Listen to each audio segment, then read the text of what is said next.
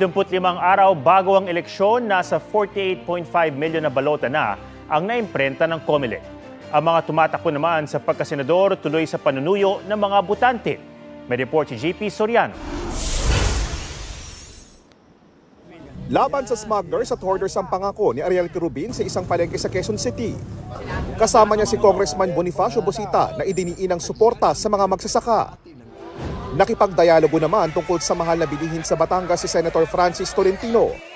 Habang sa Cavite kinilala ni Congresswoman Camille Villar ang halaga ng barangay officials. Nag-ikot din sa ilang palengke sa Batangas si Benhur Abalos. Paghahatid ng tulong sa mga mangingisda ang inihayag ni Bam Aquino sa Calamba, Laguna. Pagpapabilis sa benepisyo ng senior ang isinulong ni Senator Bong Revilla sa Maynila.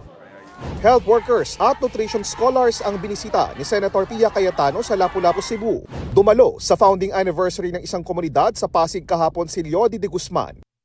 Dumalo si Senator Bato de la Rosa sa Assembly ng Philippine Councilors League sa Cebu.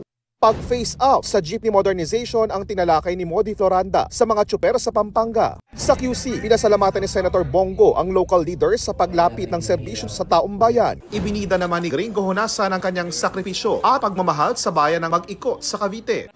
Kahapon binigyang diin ni Ping Lacson sa Cavite ang papel ng pulisya kontra droga.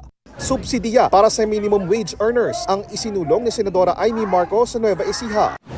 Patuloy naming sinusundan ang kampanya ng mga tumatakbong senador sa eleksyon 2025. JP Soriano, nagbabalita para sa GMA Integrated News. Naglabas ang Social Weather Station sa SWS ng panibagong voter preference survey para sa senador. May report si Tina Panganiban Perez. Sa Social Weather Station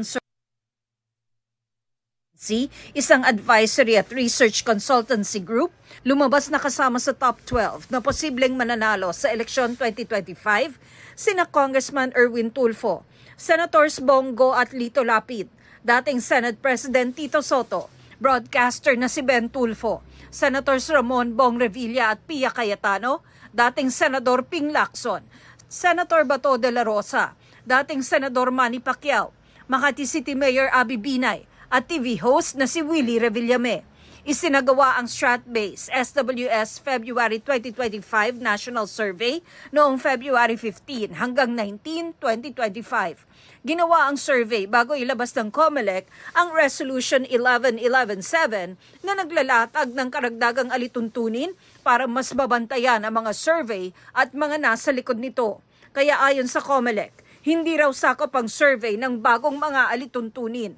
Ginawa ang survey sa pamamagitan ng face-to-face interviews sa 1,800 registered voters sa buong bansa. Mayroon itong plus-minus 2.31% na error margin. Tina Panganiban Perez, nagbabalita para sa GMA Integrated News. Huwag magpahuli sa mga balitang dapat niyong malaman. Mag-subscribe na sa GMA Integrated News sa YouTube.